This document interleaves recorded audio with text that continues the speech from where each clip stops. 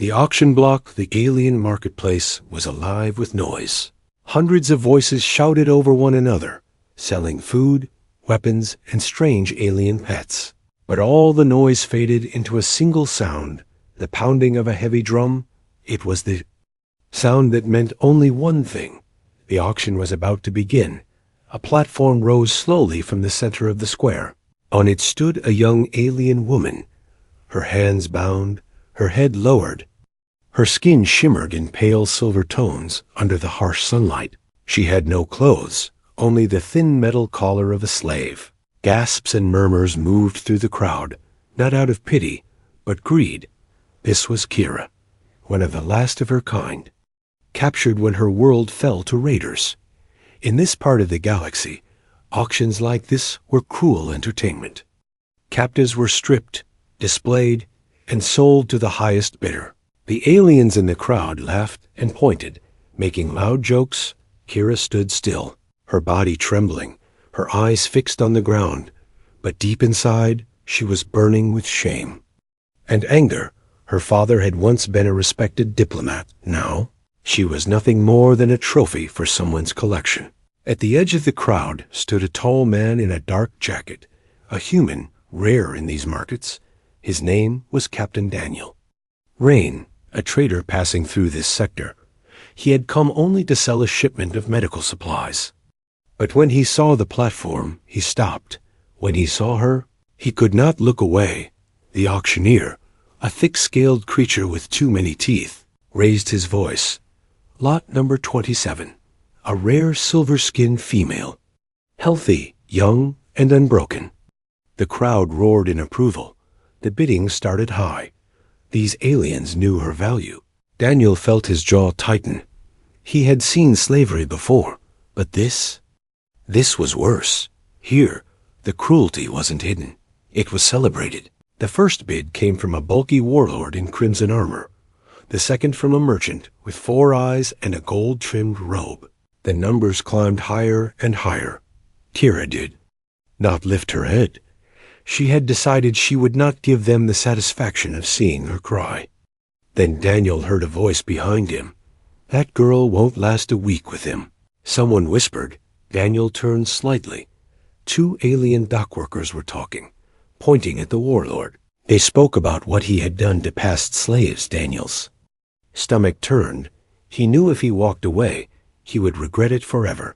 When the auctioneer called for the next bid, Daniel raised his hand. The crowd froze for a moment. Surprised. A human bidding? Here? The auctioneer's eyes gleamed. This could make the price climb even higher. New bidder, he announced. A human enters the game.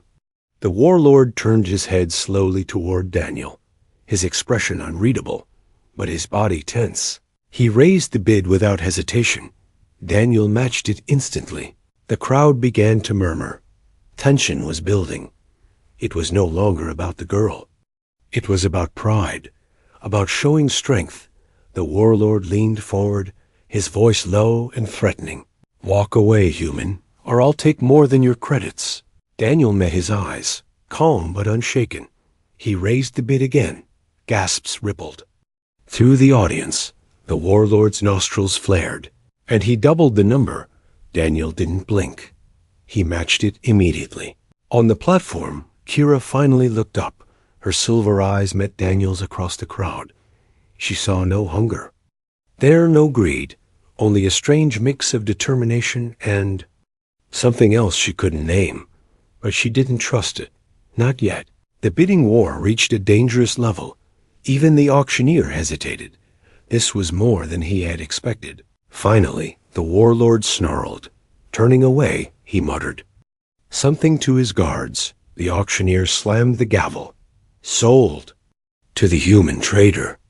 Before anyone could move, Daniel stepped forward. He shrugged off his long coat and walked to the platform. The guards frowned, but didn't stop him. He had paid the price. Daniel draped the coat over Kira's shoulders, covering her completely. Gasps rose from the crowd, not because of kindness, but because it broke their cruel tradition. Covering a slave before the sale was complete was considered an insult to the market. Kira looked up at him in confusion. "Why?" she whispered, her voice rough from days without water. Daniel didn't answer. Not here, not in front of them. He only tightened the coat around her and said, "You're coming with me." The warlord watched them from the side of the square, his lips curling into a slow, dangerous smile. As Daniel led Kira away, the warlord leaned toward one of his guards. "Follow them," he ordered quietly. "Find out where they're going. And be ready." Asterisk the human's defiance. The alien market was still buzzing as Daniel walked with Kira. Her bare feet stepped quickly over the rough ground, clutching his coat like it was armor. Around them, whispers spread fast. A human had just outbid the Crimson Warlord. No one ever did that and walked away without paying more than credits. Behind them, heavy footsteps echoed, slow and deliberate. Daniel didn't look back, but his ears picked up the subtle sound of armor plates scraping together. He didn't need to turn to know the warlord's guards were tailing them. He led Kira through the maze of stalls, his mind already calculating escape routes. "Where are we going?" she asked, her voice shaking but not weak. "Somewhere that isn't here," Daniel said simply. She tightened the coat around her body, studying the back of his head. "Why?" She pressed. "You don't know me. I'm nothing to you." Daniel didn't answer, not because he had no reason, but because his reason wasn't one she'd believe yet. A sudden shadow fell over them. 3 of the warlord's guards stepped into their path, blocking the narrow alley between 2 trading stalls. Their leader was a scarred alien with glowing red eyes. "You've made an enemy today, human," the alien hissed. "Return the girl, and maybe you'll keep your ship." Daniel's eyes flicked around one alley behind, one blocked ahead. 2 guards were already closing in from the rear. Trapped, Kira stepped closer to him instinctively, her body tense. She had seen men like these before. They didn't make threats for show. They followed through. Daniel raised his hand slightly, not in surrender, but as if to steady the air. "I paid for her," he said calmly. "She's mine now." The lead guard grinned, sharp teeth catching. "The dim light, that's where you're wrong," he said. "She was his before the auction, and she'll be his again." The standoff held for a heartbeat. Then Daniel moved, his hand shot to his belt, pulling a small, flat disc before the guards could react. He slammed it into the ground. A burst of blinding blue light flashed, a stunned pulse. The 2 closest guards stumbled, clutching their helmets. Daniel grabbed Kira's wrist and yanked her forward. Charging past the leader, the market erupted into shouts as they ran. Kira didn't even realize she was moving until they burst into the docking bay. Rows of ships lined the walls, but she spotted one unlike the rest. Sleek, dark, and fast-looking, its hull scratched from old battles. Daniel hit the ramp controls, and the hatch hissed open. "This is the Solace," he said, guiding her inside. She hesitated at the threshold. "This is kidnapping," she said, her tone sharp. "Then it's the best kidnapping you'll ever have," he replied, sealing the hatch behind her. Engines roared as the ship lifted off the docking pad. Through the viewport, Kira saw the warlord himself emerge into the bay, his crimson armor glinting, his helmet's visor locked on their ship. Even from a distance, she could feel his hate. He raised one hand, a signal, and a sleek pursuit craft peeled off from the far side of the bay. Daniel cursed under his breath, switching to manual flight. "You're being followed," Kira said quietly. "No," Daniel replied, eyes narrowing on the control screen. "We're being hunted." The Solace shot forward into the sky, breaking through the planet's upper atmosphere. Alarms flared as the pursuing craft locked weapons. Daniel banked hard, engines screaming as plasma. Fire streaked past their hull. Kira gripped the seat beside her. "You could have walked away," she said. "Why didn't you?" Daniel glanced at her for half a second. "Because I've seen what men like him do," he said, "and I'm not letting it happen again." A warning light flashed red. The enemy ship was gaining. Daniel's jaw tightened, his mind racing. For an auction, Kira saw it in his face. The human wasn't just trying to escape. He was about to fight back. Asterisk. Out of the market, the Solace tore through the upper atmosphere, its engines burning white-hot against the black of space. Inside, the deck vibrated with every maneuver Daniel pulled to shape the warlord's pursuit craft. Kira clung to the back of the co-pilot's seat, her breath quick and uneven.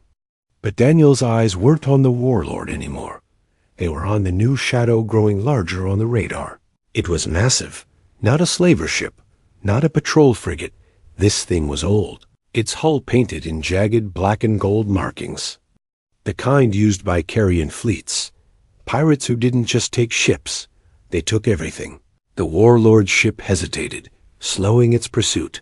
Even he knew what those colors meant. Kira's eyes narrowed as the Kung crackled alive.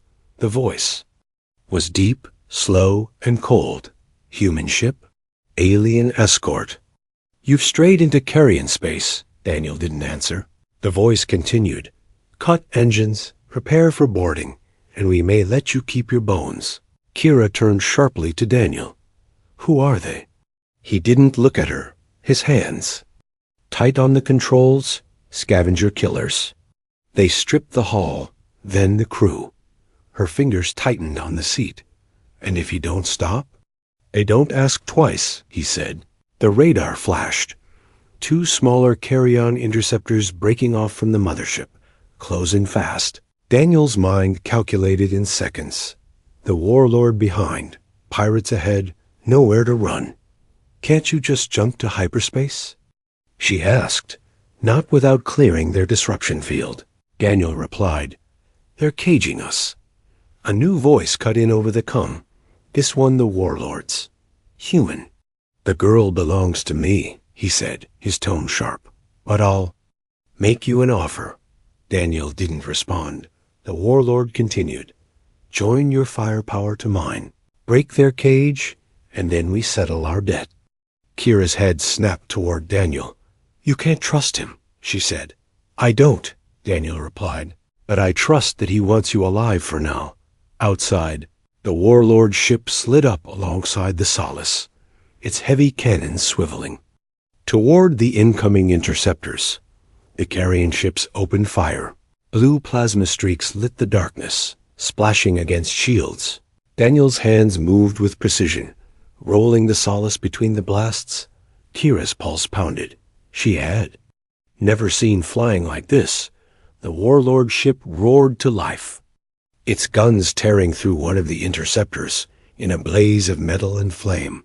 But the second interceptor dove low, aiming straight for the Solace's engines. Daniel slammed a hidden switch on the console. Panels on the sides of his ship slid open, revealing 2 compact but vicious rail cannons. They fired in a deafening burst. The interceptor split in half, spinning into nothing. Kira's breath caught. You're a traitor? She asked, eyes wide. Mostly, Daniel said with the faintest smirk. The warlord's voice came again. The field is weakening. Jump now. Daniel's hands flew over the controls. The disruption readings on the console dropped. Then, flatlined. Hold on, he warned. The stars outstretched into thin white lines, and the ship vanished into hyperspace. Silence filled the cabin, broken only by the low hum of the drive. Kira sank into the co-pilot's seat, still gripping the coat around her. You just saved the warlord's life, she said slowly. No, Daniel replied, his eyes still on the readings. I saved ours, and bought a little time before he comes hunting again. Her gaze lingered on him. She wanted to ask why he was risking so much for her, but part of her didn't want the answer. She didn't trust him, not fully, but she trusted him more than anyone else in years. And that was dangerous. Daniel glanced at her. You've made enemies, he said quietly. You've made one too, she replied, her voice just as calm. Neither of them said the other truth, that they'd also made a fragile, unspoken alliance. Asterisk the past she hides. The hum of hyperspace filled the cabin. Kira sat in the co-pilot's seat, wrapped in Daniel's coat, her silver eyes locked on the streaking stars. Daniel studied the bounty notice on his screen. The credits offered for her were enough to buy a warship, enough to make even friends consider betrayal. Who put this out? He asked quietly. Kira's jaw tightened. It doesn't matter, she said. It matters to me. Daniel replied, because if I know who's after you, I know how to keep them off our tail. She looked at him for a long moment, then away. There's more than one, she said. He frowned. More than one bounty? No, she whispered. More than one galaxy that wants me dead. Daniel leaned back. That's not possible, he said. You're talking about systems that haven't spoken in centuries. Kira's lips curved in a bitter smile. They speak when they share a common enemy. She shifted in the seat, her voice low. My father was a diplomat for the Valen cluster, but he wasn't just signing treaties. He was uniting systems. Daniel nodded slowly. That's how you make enemies. No, she said, meeting his gaze. That's how you make warlords afraid. She took a deep breath. The Crimson Warlords people raided my home because my father was close to something dangerous, something that would make slavers obsolete. Daniel's eyes narrowed. What? Kira hesitated, then said, a code. He frowned. A code. She nodded. A sequence that, when transmitted, would shut down every slave collar in the known sectors, permanently. Daniel sat forward, the weight of her words sinking in. You're telling me you have it. Kira shook her head. I don't have it. I am it. Daniel stared at her. She explained. My father didn't trust data drives. Too easy to steal. He encoded it in my genetic sequence. As long as I live, it exists. If I die, it dies with me. Daniel leaned back, exhaling slowly. That explains the bounty, he said. It explains why the warlord didn't just kill you, and why pirates would rather sell me than ransom me, Kira added, her voice bitter. Before Daniel could reply, a sharp alarm cut through the cabin. He spun to the console. Their hyperspace path had been forcibly interrupted. The Solace shuddered violently as the stars collapsed back into normal space. Daniel cursed, slamming his hands over the controls. This isn't supposed to happen. Unless the rest of his sentence was drowned out by the sight outside. A massive station loomed ahead, its design unlike anything Daniel had ever seen. Twisting towers of black metal, lit by 1,000 red lights. Kira, he said, his voice tight. Tell me you know who that belongs to. Her face had gone pale. I do, she whispered. And they don't take prisoners. The cum crackled to life, a voice like broken glass, scraping metal. Human. Alien. Power down your vessel. Daniel didn't move, his hand tightening on the controls. The voice continued. The Crimson Warlord thanks you for delivering what is his. Kira's eyes flashed with fear and fury. He found us, she said. Daniel's gaze stayed locked on the growing station ahead. No, he muttered. He's been waiting for us. Asterisk. A dangerous bargain. The Solace groaned as the docking clamps pulled it into the Warlord station. Every impact echoed through the hull like a slow, heavy heartbeat. Kira sat rigid in the co-pilot's seat, her hands gripping the armrests hard. Enough to whiten her knuckles. Daniel's jaw was locked, his eyes scanning the readouts for any weakness in the clamps. The bay doors opened, revealing the dark, cavernous interior of the station. It wasn't like any port Daniel had seen. There were no traders, no civilians, no noise, just the cold, metallic scent of recycled air and the shadowed silhouettes of armed guards lining the walls. The Solace touched down with a metallic thud. The main hatch hissed open before Daniel could lock it. Overridden from the outside, a squad of armored soldiers stormed aboard, weapons raised, their leader, a towering alien with plated skin and a jagged spear, gestured sharply. Move, he growled, his voice deep enough to vibrate in the chest. Daniel glanced at Kira. You stay behind me, he said, her lips pressed into a thin line, but she nodded. They were marched down a long corridor lit only by vertical red lights. At the far end, the chamber opened into a vast throne room. Black banners hung from the ceiling, each stitched with the crimson emblem of the warlord's crest, a blade through a chained star. The crimson warlord himself sat on the throne. His armor gleamed under the dim light, the scars on his exposed skin telling a history of battles. His helmet was off, revealing pale reptilian eyes that studied Daniel with an almost amused interest. Human, the warlord said slowly. You've caused me inconvenience. Daniel didn't speak. The warlord's gaze shifted to Kira. And you've cost me more credits than your life is worth. Kira didn't flinch. That's because you value chains more than people, she said, her voice steady. The warlord's lips curled. Ah, the diplomat's daughter speaks. Yes, I know who you are, and I know what you carry. Daniel's head turned slightly. You mean the bounty? The warlord chuckled, a low, rumbling sound. Bounties are for amateurs. I want what's in her blood. Kira's eyes narrowed. Kill me, and you lose it, she said. The warlord rose from his throne slowly. Which is why I am offering you both a choice. The guards shifted, their weapons never lowering. You will stay here under my protection until my technicians extract the code from you. Do this peacefully, and I might let the human keep his ship and his life. Daniel took a single step forward. And if we refuse? The warlord smiled without warmth. Then I will carve the code out of her myself and feed you to the carrion fleets. For a heartbeat, the room was silent except for the low hum of the station's engines. Daniel's mind raced, fighting. Here meant suicide, but leaving with her meant the warlord would never stop. Kira's voice broke the silence. You think you're the only one who can bargain, she said, the warlord's brow furrowed. What do you mean? She stepped forward, ignoring Daniel's warning glance. If you kill him, I'll make sure the code dies with me. No one gets it. Not you.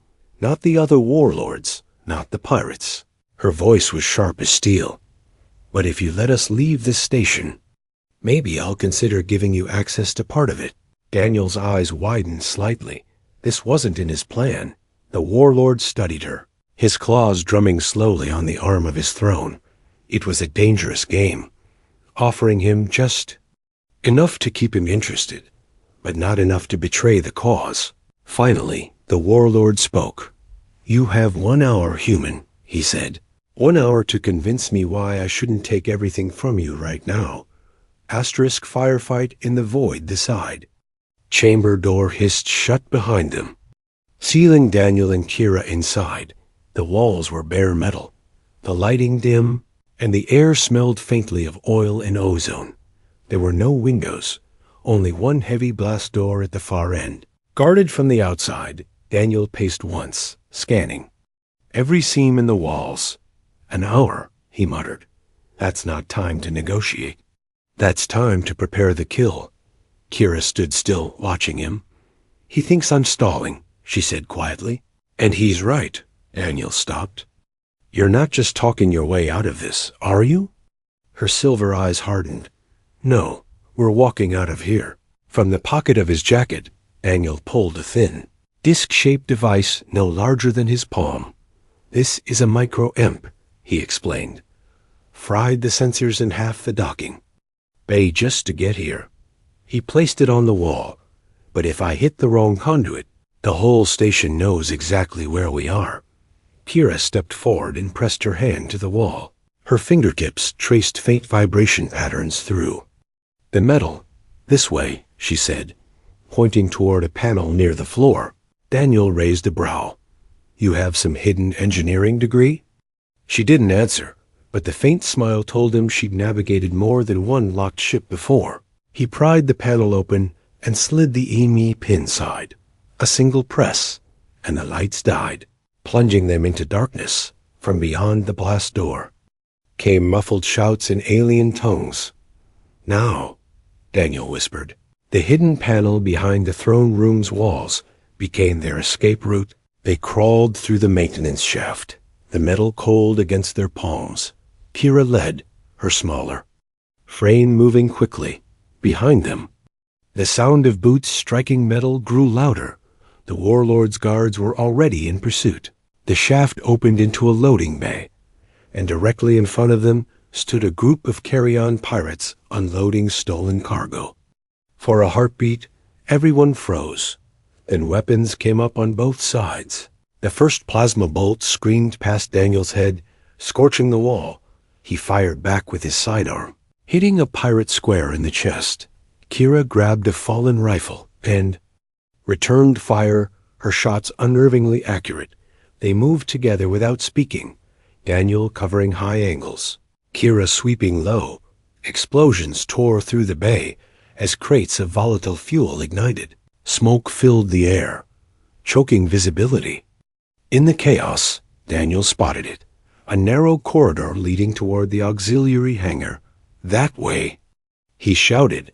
They sprinted through the smoke, plasma bolts sizzling past. Behind them, two factions, the warlord's guards and the carrion pirates, had turned on each other in a vicious firefight.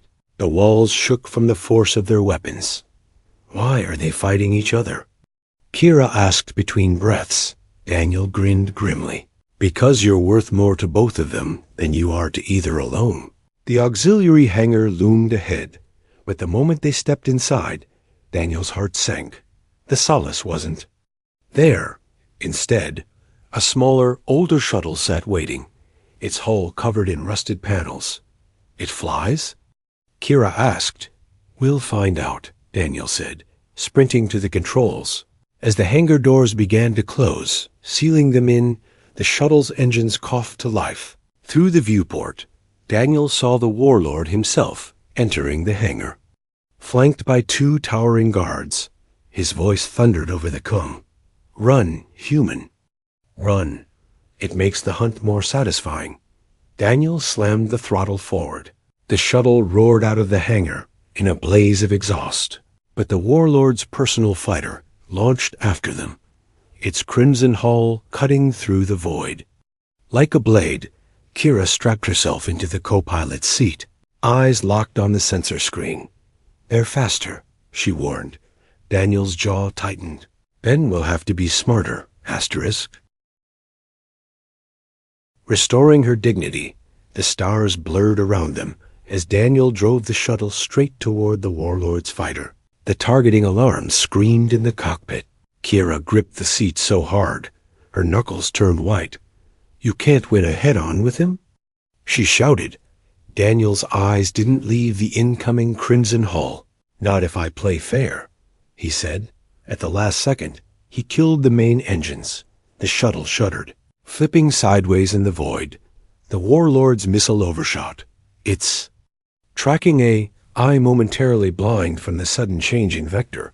Daniel reignited the thrusters, slamming them into a corkscrew dive. The missile spun out into the darkness, and the warlord's fighter came roaring after them. Angrier than ever, inside the warlord's cockpit, crimson lights painted his reptilian face. You run well, human, his voice boomed over comms. Now let's see how you die. Daniel's fingers flew over the shuttle's manual controls. He was searching, not for escape, but for something the warlord wouldn't expect. Through the viewport, a massive debris field appeared, the wreckage of a forgotten battle, torn ships, drifting metal, and the skeletal remains of war hulks floated like a graveyard in the dark. Kira's eyes widened. You're not going in there. I'm not giving him a clean shot, Daniel said, and plunged the shuttle into the wreckage. They weaved through the jagged remains. Metal shards scraped against the hull, sparks trailing in the void. The warlord followed, his larger fighter slicing through the debris like a predator. Every few seconds, a blast of plasma fire ripped past. One struck the side of the shuttle, the console flaring with warning lights. Kira. Daniel barked. I need that override panel open. She dropped to the floor, tearing open a hatch and pulling out the emergency beacon system. You're going to signal someone? She asked. No, he said, his voice hard. I'm going to blind him. Daniel rerouted the beacon's power into the shuttle's rear flares. When the warlord closed in for the kill, Daniel hit the switch. A blinding flash erupted behind. Them, the warlord's targeting sensors overloaded. His fighter swerved, straight into the jagged hull of a derelict dreadnought. The impact tore half his wing away, sending the fighter spinning. Through the coms came a snarl of fury and static. This isn't over, human. Daniel didn't answer.